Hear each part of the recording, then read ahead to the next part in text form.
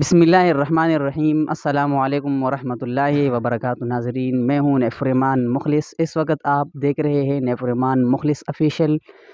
اس وقت ہمارے ساتھ موجود ہے شعیب، جو کہ کسی قسم کی تعریف کے محتاج نہیں ہے۔ آج ہم ان سے صحابہ کرام کے متعلق چند سوالات پوچھیں گے، تو آیا یہ اس کے جوابات دے سکتے ہیں یا نہیں؟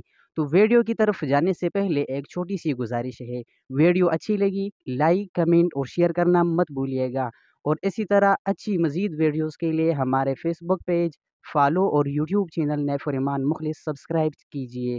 تو آئیے چلتے ہیں ویڈیو کی طرف۔ السلام علیکم۔ وعلیکم السلام ورحمۃ اللہ وبرکاتہ۔ کیسے ہوں جی؟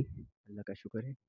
آپ کیسے؟ اچھا، آج کا جو آپ سے ہمارا سوال ہے صحابہ کرام کے متعلق، وہ یہ ہے کہ حضور صلی اللہ علیہ وسلم کے شاعر کون سے صحابی شمار ہوتے تھے؟